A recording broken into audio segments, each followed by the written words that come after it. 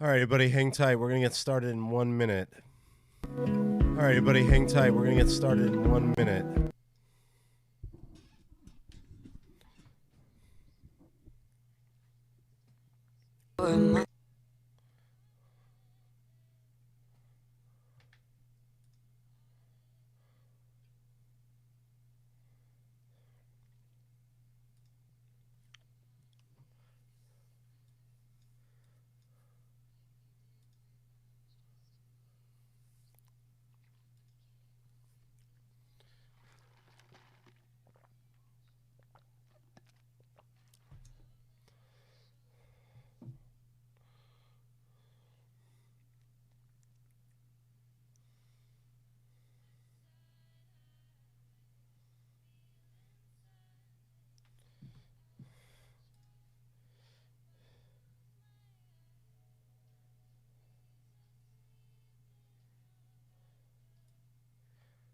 All righty.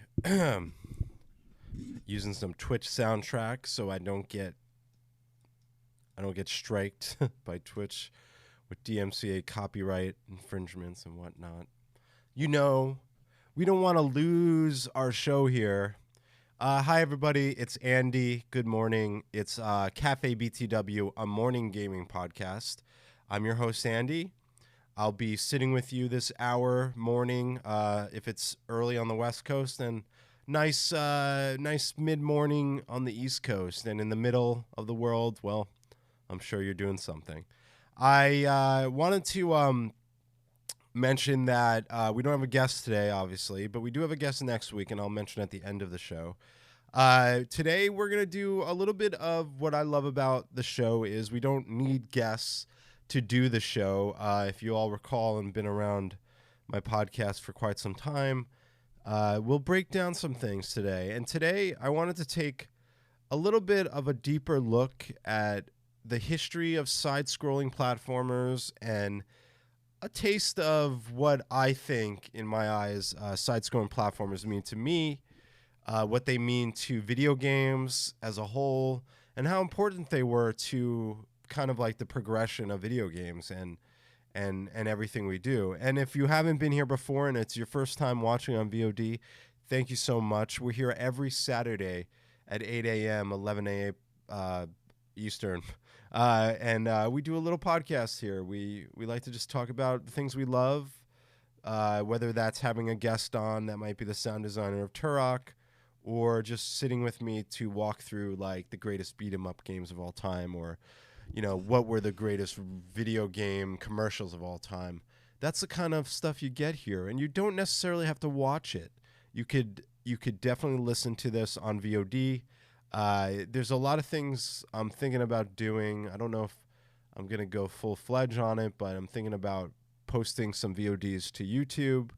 But if you check below on the video tab, it says Collection BTW, and there are almost 60 episodes of CafeBTW, vast majority of content and stuff that we've done. But I'm here for you. I'm here for me because I love talking about video games.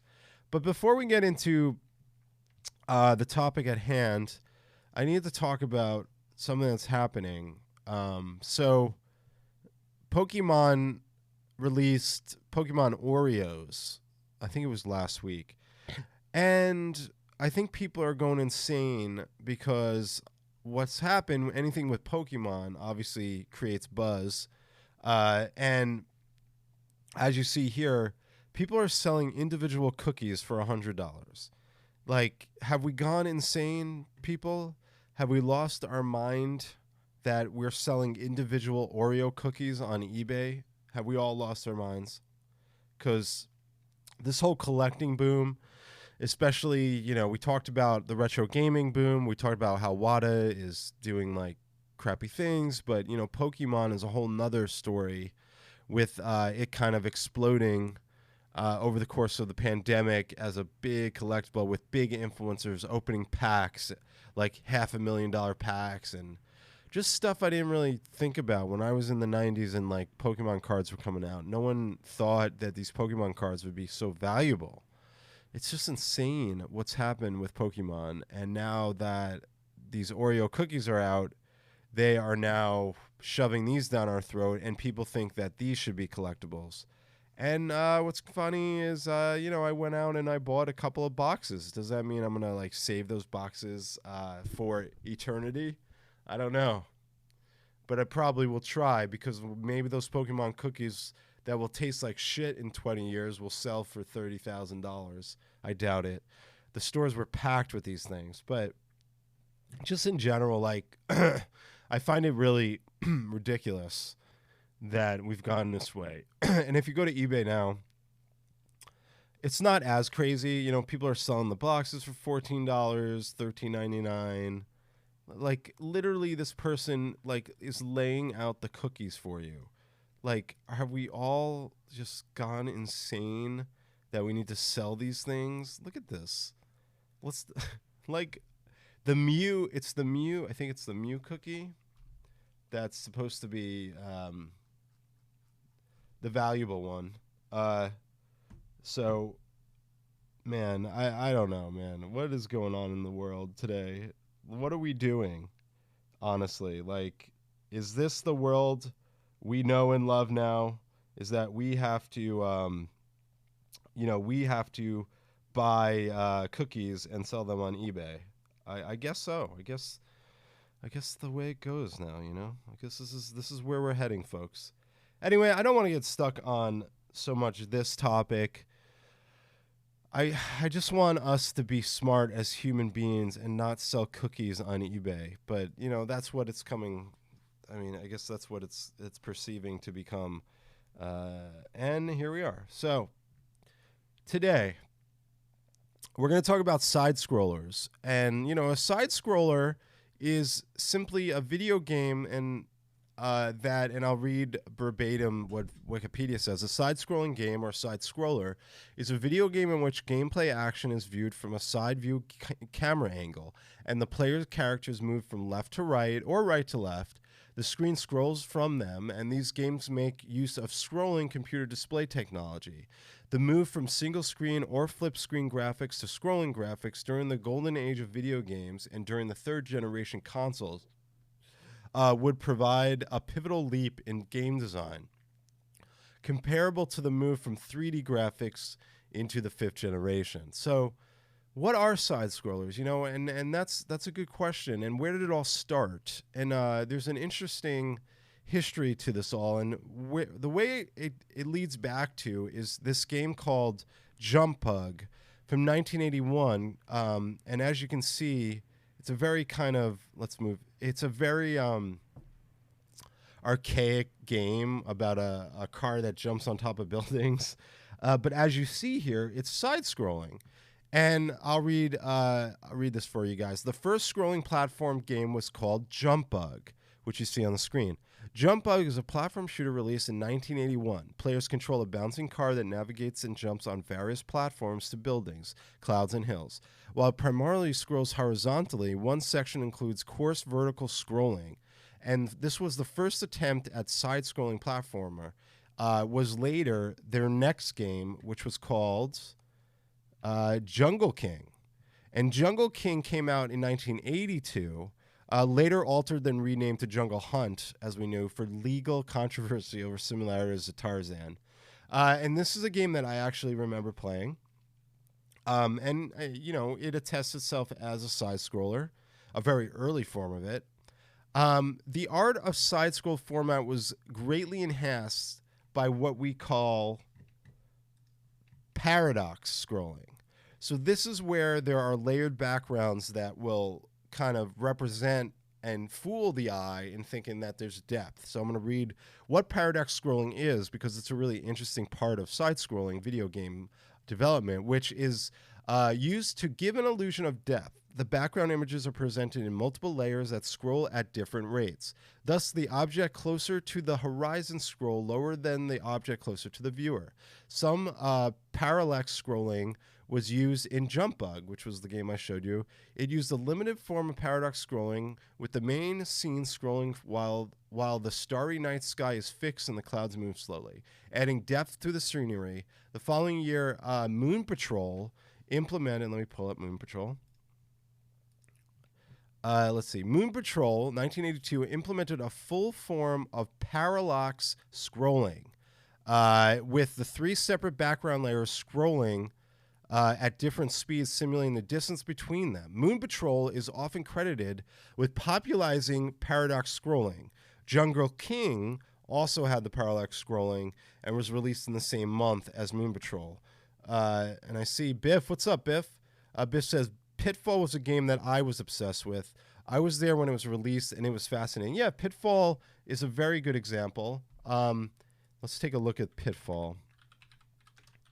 And I have a lot queued up here, but that's generally a good example of paradox scrolling, which I don't think this game had much, because the background is more static than moving, but this is very much a side scroller in its early sense of the word.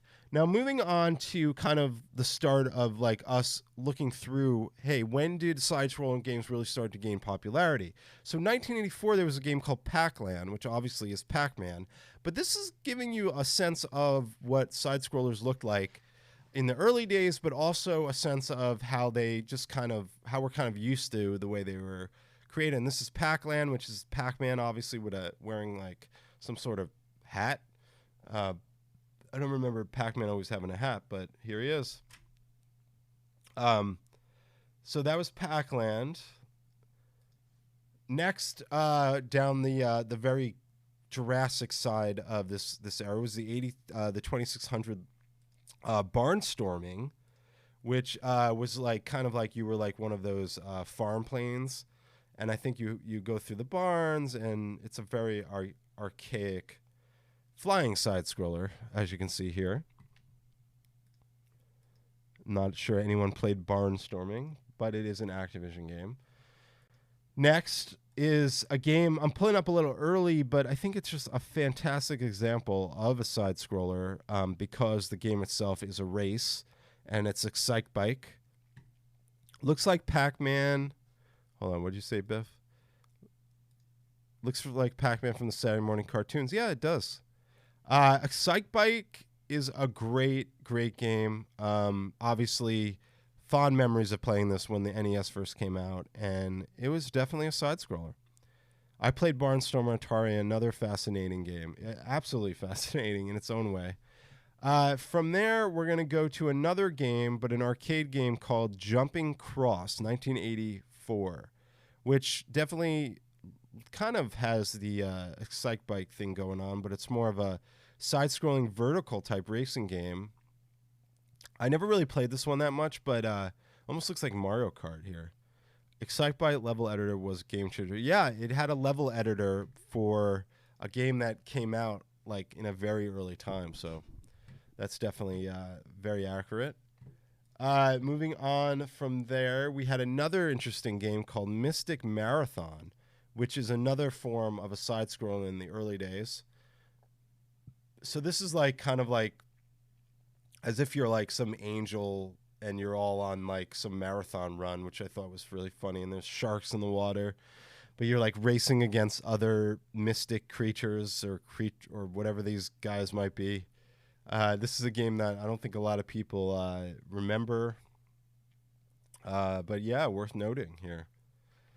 All right, moving on, we have up next Gradius, which, you know, I don't like to like necessarily think that these are side-scrolling games in a lot of ways, but if you take a look, we're dealing with the paradox or the parallax, or however you say it, background that kind of scrolls left and right in the background to give you the feel of depth of field, you know, while you're playing the game, and really was an effective way of taking what kind of like graphics power they didn't have in order to kind of fool you into thinking there was more depth of field, although this mountain is just floating in the air, so that doesn't make a lot of sense. All right, so moving on up to some other side scrollers here. One that I loved is Kung Fu. Fantastic. I'd say it's more of like a beat 'em up side scroller, but really classic game, and probably one of the first games I played that really connected me to video games back in the day. I actually played it on the Atari 2600 first. This is the NES version, which is pretty good version, and very popular version to have as a collector. You should have this in your collection if you don't. Moving on up to the one and only, the one that brought it all out for us, the one that really changed the game, Super Mario Brothers. Here it is, the infamous first level,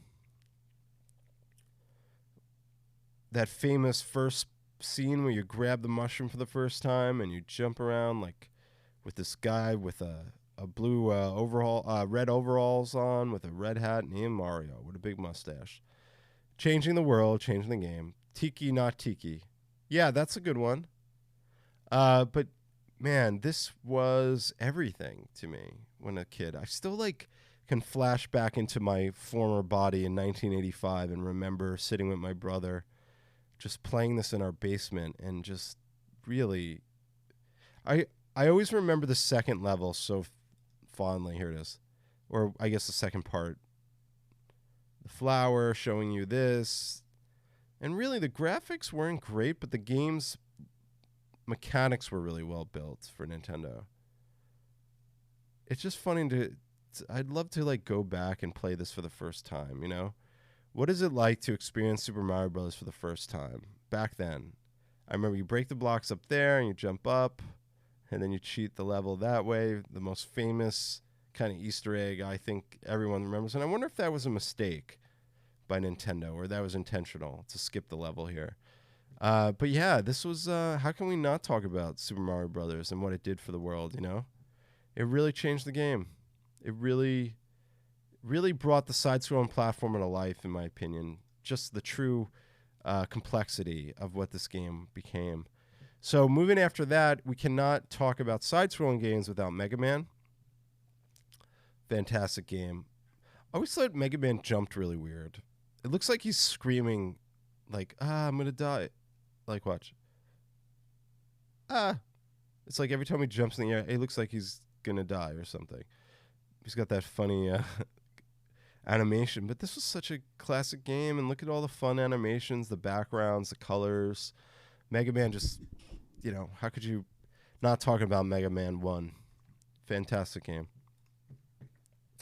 All right, moving up the little flagpole we built here with some games that we have to talk about, and we can't talk about a game that has side-scroller mechanics like Metroid, and also the scaling up and down vertical. But I mean, damn, what a great game this was. And this is when it was like, whoa, aliens, and it was just like that. Oh yeah, I forgot you could fall in here and not die. Super Mario was the same at home as in the arcades. That was unheard of. Yeah, it gave you that vibe. You were like, whoa, I could play this on my NES and also experience it like that in the arcade. Totally. But Metroid was beautiful. It really brought in the sci-fi style and really kind of brought that to life in a 8-bit fashion. Such a great game. I have this still, too. All right, moving on. We have an arcade game, Strider, which I have on NES, but I believe it was an arcade game, too. And this is the arcade game, I think, in which you could tell just looks really well built. And Strider was okay. I love the jump. It tends to get really repetitive, but it's a damn good game. I mean, it's not the greatest, but it's not bad. The graphics for the arcade version was pretty neat. So this is Strider. Moving on. How could we not talk about one of the best side-scrolling games ever made, and that's Super NES's Super Mario World. Sorry, Super Mario World. Beautiful game. Yoshi, you know, just everything. And you know, I didn't talk about probably one of the greatest side-scrolling games ever made. How can we not talk about this game here? You know what? We should watch the wizard moment, because that will really introduce this really well. Let's see. Wasted impact. Hell, you... Wait. I want just the there it is. Super Mario Brothers 3!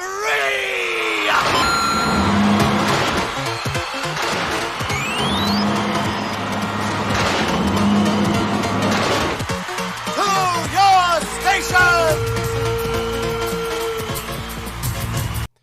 That moment in movie history is single like awesomest video game moment in any movie.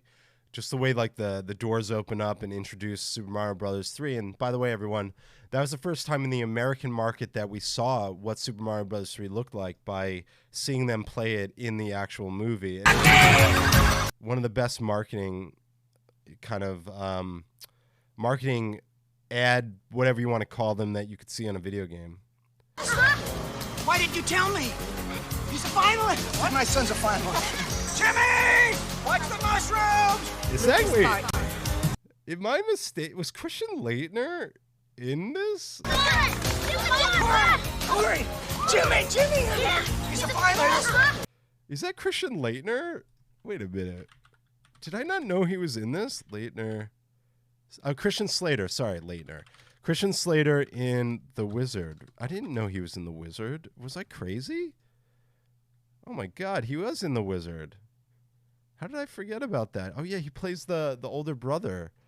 Oh my God, I forgot about that. Why didn't you tell me? He's a finalist. What? My son's a finalist. Jimmy! Watch the mushrooms!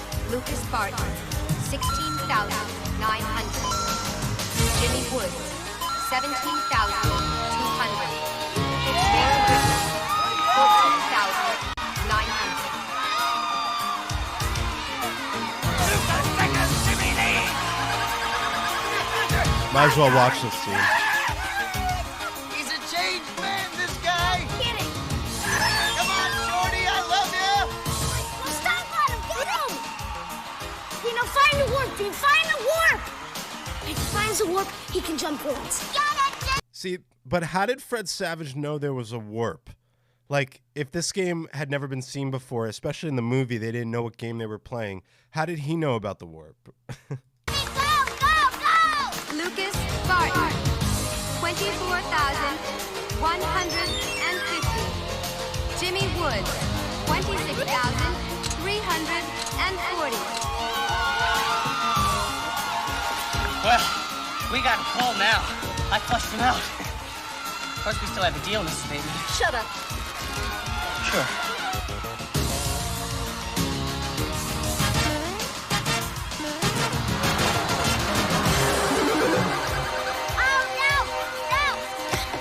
You totally hit me with this boomerang.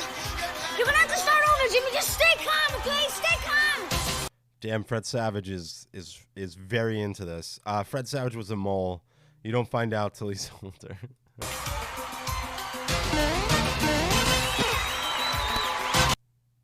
I don't know who this is. Oh yeah, she's the other player that they don't really talk about. And Jimmy loses a life and starts over in World 2.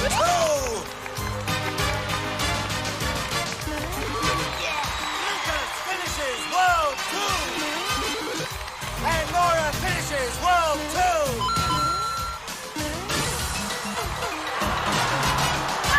Oh no! He's lost another guy. He's gonna have to start all over again. Jimmy begins World 2 again.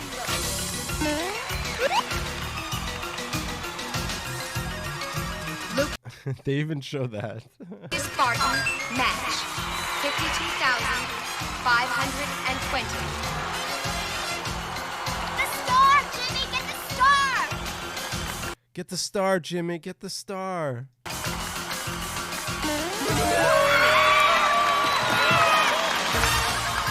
Jimmy finishes World 2.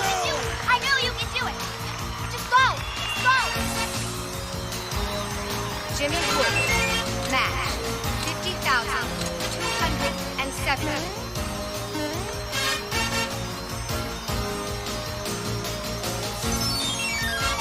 Lucas Barton, 59,080.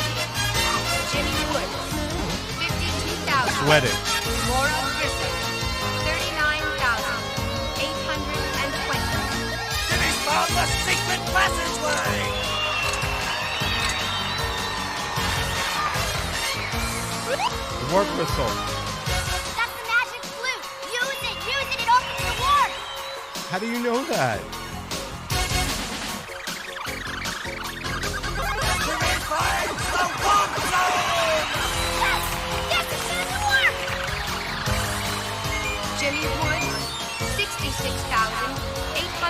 Got it. Lucas Barton, 69,180. Maura Grissom, 47,500.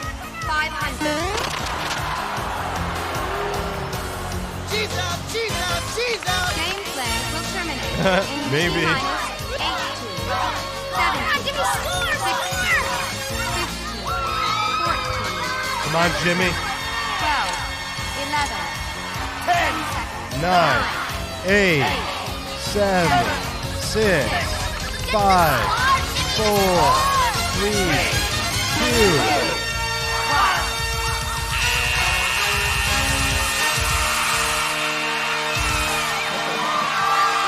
The final scores are Jimmy Woods, 81,500. Whoa, he almost hit that girl with the clipboard. You gotta be careful, man. The final scores are Jimmy Woods, Watch. 81,520. What the hit her?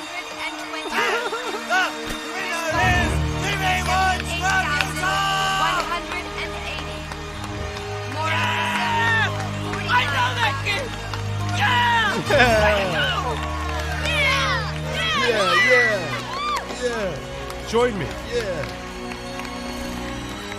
He's happy. He did it. You see that look at the end? Yeah. That's the, you did it, man. You did it, Jimmy. That was fun. Thanks for humoring me watching that again. As we move along the timeline of Side Scroll, obviously a big jump was a 16-bit error, and I think that in my eyes, Sonic really just changed the game with the beautiful, stunning backgrounds, the fast-paced gameplay. Really took another level, like took it to the next level. Like you got vanilla ice cream, but when you got Rocky Road, it's another level of ice cream. That's exactly what happened to side-scrollers when Sonic came out. It gave it just that extra oomph that it needed, the speed, the fast pace. It was a really beautiful game, and we can't go on not mentioning this wonderful, wonderful game. Moving on. Mega Man X was another jump in beautiful style side-scroller. Just a beautiful game, wonderful game, great game to play. Just nothing I could say more about it than how great it was. All right, moving right along. Donkey Kong Country, fantastic game. What can I say about Donkey Kong Country but just such a cool game and a great side scroller. And this is really where it starts to break out into like a little bit more detail, 3D kind of gameplay, just really visually stunning and like taking side scrollers to another level. With Diddy Kong coming into the fold, just really like did it for me. Like Donkey Kong Country was so good. And there's a video about let me see if I can find the promo video on this, because there's some like funny anecdotes that this video, is this it? Let's see. Nope. That's some guy showing it. I know there's like a promo. Here we go. Let's take a look at this. Last second timing stuff in there where you have to jump. You have to jump. I know he interviews. Gee, how you doing? Ken, what is the deal with this here? Yeah, we get a lot of letters and they like to put pretty pictures on the front of the envelope, so... Come on. What do you think? I'm trying to get him where... Diddy? Okay, here we go. This is a promo about Donkey Kong Country from the 90s. You know, after about 1,000 ditties, we finally get into the treehouse. We're gonna say hello to Tony Harmon. He is the product development manager here at Nintendo. Breakthrough game, by the way. Tony, how you doing? Pretty good. Welcome to the treehouse. Thank you very much. And I want to know... I love the stylized 90s cuts and everything. The game. So We're edgy. here to talk about the story. I'm the wrong guy. We need to get Dan here. This is Dan Oss. Oh, Dan! What's up? How are you? Pretty good. Good, Dan. I want to know something about this story. Basically, we had a chance to kind of create a new story for Donkey Kong. We gave him a world to live in, some supporting characters. Foremost among those, Diddy Kong, the little Kong wannabe monkey guy. Little Kong wannabe? He's a cool little dude who follows Kong around, tries to be just like him. The story actually picks up with Diddy sitting in the jungle guarding the banana horde. No sooner does the storm start, nightfall, Kremlings come, stuff Diddy in a barrel. What are... Kremlings are the tribe of evil reptilian beings who inhabit the island, and they're very envious of Kong's business. He goes out. Look at this. In the game? Yeah, sure. Right. Snow levels, jungle Great levels. game. The pyramid. Just revolutionized everything. All right, moving along. Probably one of the greatest side-scrolling games ever made, and that's Castlevania Symphony of the Night. Without a doubt, just a beautiful game. One of the greatest games. Also, shout out to Castlevania Blood. What was the Castlevania? Wait, now I'm mixing up my Castlevanias. Oh, Bloodlines. Yeah, Castlevania Bloodlines. Honorable mention to Castlevania Bloodlines. So yeah, this game in my eyes was one of the best side-scrolling games ever made. Castlevania Symphony of the Night, just so amazing, graphically really stunning, and I really, really love this game, without a doubt. So, gotta mention it in our quest here. We're kind of narrowing down to the end here, but we can't go without talking about probably one of the greatest side-scrolling games as well, Super Metroid. Such a beautiful game. Samus's suit is a little bit more detail. Really just, oh man, what a great game. Not to mention continuing to keep the vertical and the side, which makes Metroid such a great game. And also, everyone, just since we're on the subject, Metroid is coming out with a new side-scroller version called Metroid Dread, and let's watch the trailer. And this is coming out next month.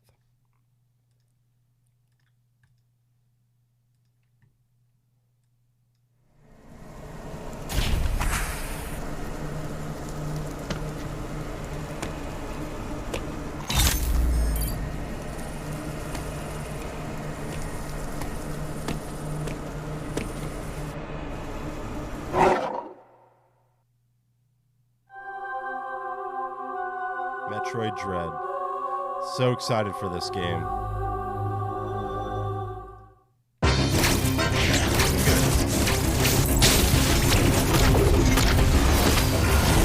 I think it's kind of like an homage to Super Metroid. How beautiful that is.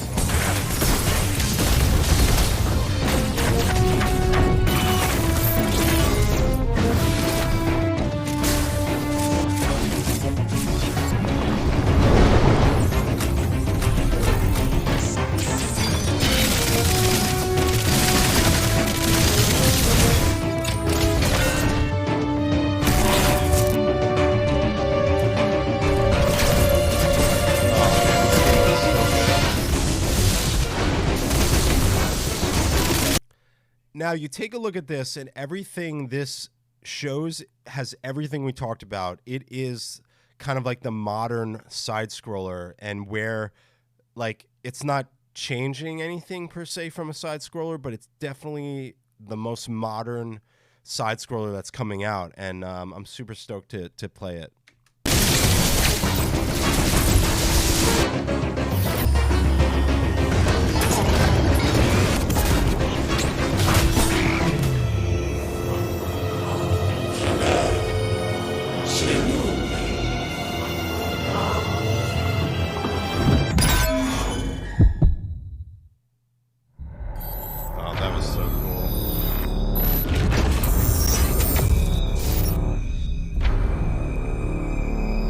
So here we are back to the bread and butter of Metroid with just this beautiful new game coming out. I think it comes out, let's see, Metroid Dread. Let's see when it comes out. I think it's October 8th, so we're almost there. Oh man, can't wait. It's going to be on the Switch only. But man, please buy this if you love Metroid. And then we're going to move in before we kind of get to the end of the show here. Rayman is a game that we can't forget as a really, really beautiful side-scroller, from art design to the background. As you can see, the background forest kind of images of Rayman. Just a really game that influences me a lot, and just fun and happy. And, you know, Rayman's an interesting guy with his body being detached from his body, where there's, you know, he's just kind of floating hands and legs. But hey, if it works for him, you know, I can't complain, because Rayman is a cool dude. And I think a lot of people don't give enough credit to Rayman and how important the series has been and how beautiful it is. You see games like Cuphead out these days, and you could see there's a lot of influence for Cuphead from a game like this. You got a saxophone attacking him. And I can't really talk about it, but I'm working on something that is very heavily influenced as well from Rayman. Finally, Super Mario World 2 Yoshi's Island is a fantastic, beautiful side-scroller game. Honorable mention to games like Super Mario Land for the Game Boy, which I have here. So this is probably one of the best Game Boy games and also a great side-scroller, which is Super Mario Super Mario Land 6 Golden Coins, which I have the Game Boy game. But yeah, you know, man, there's no other genre of video games that I like more than a side scroller. So I'm gonna read someone's list that I thought was pretty accurate to how would you list the top 25 side scrollers of all time, and I'm gonna go through this list that posted by The Opposite, which was posted 9 years ago. But I thought that his list was pretty on the nose. So number 1, best side-scroller of all time, Castlevania Symphony of the Night, PS1. We talked about that. Donkey Kong Country number 2. We talked about that. Super Metroid 3. Super Mario World 4. Those first 4 absolutely make sense. Donkey Kong Country 2. Diddy Kong's Quest. Sure. Number 6 was Super Castlevania 4. And then 7 is Castlevania Circle of the Moon for Game Boy Advance. Number 8 is Metroid Zero Mission, Game Boy Advance. 9 is Metroid Fusion. Hi, Tao.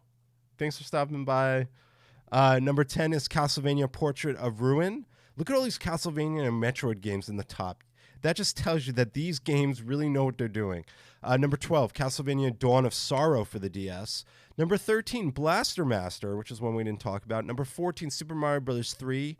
That one could be up a little bit higher. Number 15 is Super Mario Bros. 2, sure. Which wasn't my favorite, but sure. Number 16, Kid Icarus for the NES. Number 17, Goonies 2. Number 18, Wario Land, Super Mario Land 3 for the Game Boy. Definitely. Super Mario Land 2, 6 Golden Coins, which I just showed you. Sure. Castlevania 2, Simon's Quest for the NES. Number 21, Popful Mail. I never saw this game. Let's pull this up. Kirby's Superstar for the Super NES. Number 23, Kirby's Adventure NES. Number 24, Castlevania Bloodlines, which I had mentioned earlier. Number 25, The Dracula X Chronicles for PSP. Yeah, sure, Ninja Gaiden for sure. Okay, let's take a look at Ninja Gaiden. I think Ninja Gaiden 2 is probably my favorite. Let's go to Ninja Gaiden 2.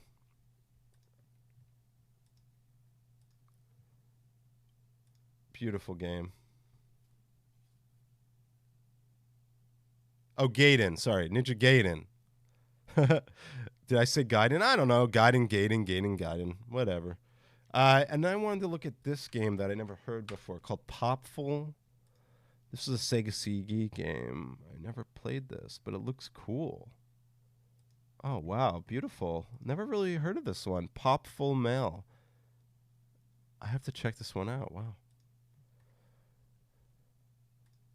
Honorable mentions, Castlevania NES, Castlevania 3, Wise 3, Wanderers from Wise, Zelda 2, Metroid, Rygar, Ninja Gaiden, Donkey Kong Land, Super Mario Brothers, which we talked about, Donkey Kong Country 3, Super Mario World 2 we talked about, Super Ghouls and Ghosts we didn't talk about, Wario 2, Wario Land 3, Shinobi 3, Kid Chameleon, Little Samson, Revenge of Shinobi, Arc Riser. All honorable mentions. Absolutely. And you know what, folks? That wraps it up. That is a little bit of our walkthrough today on a focus on side-scrolling video games, a retrospective look on CafeBTW, a morning gaming coffee podcast. We are, I believe, almost 60 episodes. I mean, one episode or two away from 60 episodes, folks. That means we have had 60 mornings together. And I want to thank everyone that's kind of supported the show when it's live and when it goes to VOD. It really means the world to me to do the show, to talk about stuff like this. Really makes me happy. We're going to be continuing to do the show. We won't be going away anytime soon. I do have some other shows that are coming around the pipe. There's another retro kind of show that I want to potentially do a test run with, which might be a primetime show, where that might be like a Wednesday evening or Tuesday evening, but with a few other, like 3 or 4 other retro folks, where we would talk about and debate topics together. Working on that idea, which I would love to include on this channel. But as you know, I really enjoy doing these. I know it's early in the morning for some, but you know, it really makes me happy to have a cup of coffee and talk about retro games with everybody. And that being said, next week I'm really excited. We're gonna have our TikTok retro gamer guest Erica, who is a collector herself. Really, really great stuff on TikTok, and she's coming on to talk with me about video game adaptations, so movie, TV adaptations into video games, not the other way around. So not video games into movies. We're going to talk about kind of like the evolution of video games that were based on TV shows or movies. So like Goonies 2 is like a sequel in the video game world, or it might be the Batman games. She's really cool. She's got a very extensive collection, as you can see. And we're going to have her on the show next week. So I'm really excited to talk with her on all things Shrek, because she's obsessed with Shrek, it seems like. But yeah, other than that, you can find me on my socials below. We're going to raid someone. Let me see who we're going to raid today. We're going to raid my good friend Hatchlord, who by no means needs to be raided because he gets such a good audience. But let's give him some love and appreciate what he's doing, because Hatchlord has really got a cool channel. What Hatchlord is doing is he's never played retro video games, and he started a Twitch channel to kind of play games that he never got to play as a kid. So you see on his channel, he plays games, like a new game beats it, and once he beats it, he moves on to a new game, whether it's an NES game, Genesis game. He's working his way up. So let's give Hatchlord some love. Yeah, you came late. What's up, Mr. Flight? Yeah, the show's over, buddy. We're about to raid my buddy here. And we'll see everyone next week on CafeBTW Morning Coffee Podcast with our guest, Erica from TikTok. So please, if you want, give Erica some love. Here's her TikTok. Wait, let's raid first. Here's her TikTok. Check her out. Other than that, have a great weekend, and we'll see everyone next week. Thank you so much. Wash your hands and do whatever you need to do to stay healthy.